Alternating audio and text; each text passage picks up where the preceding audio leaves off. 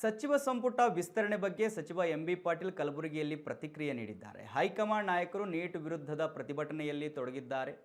ಅದರಿಂದಾಗಿ ಸಂಪುಟ ವಿಸ್ತರಣೆ ತಡವಾಗಿದೆ. ಇನ್ನು 3 ದಿನಗಳಲ್ಲಿ ಸಚಿವ ಸಂಪುಟ ವಿಸ್ತರಣೆ ಆಗುವ ಸಾಧ್ಯತೆ ಇದ್ದು ವಾರಾಂತ್ಯದಲ್ಲಿ ಪ್ರಮಾಣ ವಚನ ಸ್ವೀಕಾರ ಕಾರ್ಯಕ್ರಮ ನಡೆಸಲಾಗುತ್ತದೆ ಅಂತ ಹೇಳಿ ಅವರು ಹೇಳಿದ್ದಾರೆ.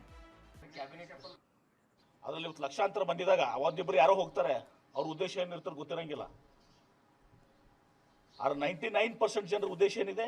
99.99 ಎಲ್ಲೋ ಒಬ್ಬನು ಹೋಗಿ ಯಾರೊಬ್ಬ ಮಿಸ್ಯೂಸ್ ಅಥವಾ ಇವರೇ ಕಳಿಸ್ತಾರೆ. ನಾಳೆ ಅಲ್ಲಿ ಪಾಕಿಸ್ತಾನ ಜಿಂದಾಬಾದ್ ಅನಿಸ್ಬಿಡ್ತೀರಿ.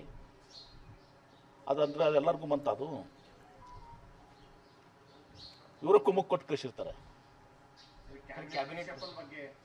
ಇದೆಲ್ಲ ಲೋಕಸಭೆಯಲ್ಲಿ AICC ಅಧ್ಯಕ್ಷರಾದಂಥ ಮಲ್ಲಿಕಾರ್ಜುನ ಖರ್ಗೆ ಅವರು, ನಮ್ಮ ನಾಯಕರಾದಂಥ ರಾಹುಲ್ ಗಾಂಧಿಯವರು, ಸೋನಿಯಾ ಗಾಂಧಿಯವರು, ವೇಣುಗೋಪಾಲ್ ಅವರು, ಸುರ್ಜೇವಾಲಾ ಅವರು ಎಲ್ಲರೂ ಕೂಡ ಈ ಲೋಕಸಭಾ ಅಧಿವೇಶನ ನಡೀತಾ ಇದೆ. ಮತ್ತು ಎಲ್ಲ ಪ್ರತಿಭಟನೆ ನಿನ್ನೆನೂ ಕೂಡ ಅವ್ರನ್ನೆಲ್ಲರನ್ನೂ ಕೂಡ ಬಲವಂತವಾಗಿ ಇವತ್ತು ದಿವಸ ಪ್ರತಿಭಟನೆ ಸಂದರ್ಭದಲ್ಲಿ ಅವ್ರನ್ನ ಎಲ್ಲ ಎಳ್ಕೊಂಡು ಹೋಗಿ ಇದು ಮಾಡಿದ್ದನ್ನು ಕೂಡ ದೌರ್ಜನ್ಯವನ್ನು ನೋಡಿದಿರಿ. ಪ್ರಜಾಪ್ರಭುತ್ವದ ಕಗ್ಗೋಲೆ ಇವತ್ತು ದಿವಸ ನಿನ್ನೆನೂ ಕೂಡ ಆಗಿದೆ. ಹೀಗಾಗಿ ಅವರೆಲ್ಲ ಇದರಲ್ಲಿ ಬ್ಯುಸಿ ಇದ್ದಾರೆ. ಅದಕ್ಕೆ ಅದು ಪ್ರಯಾರಿಟಿ ಲೋಕಸಭೆ ನಡೆದಾಗ. ಬಹುಶಃ 2-3 ದಿವಸದಲ್ಲಿ ಬಹುಶಃ ವೀಕೆಂಡ್ ಏನಿರ್ತದಲ್ಲ ಬಹುಶಃ ನೆಕ್ಸ್ಟ್ ಶನಿವಾರ ಈ ಥರ ಇದೆಲ್ಲ ಲೋಕಸಭೆಯಲ್ಲಿ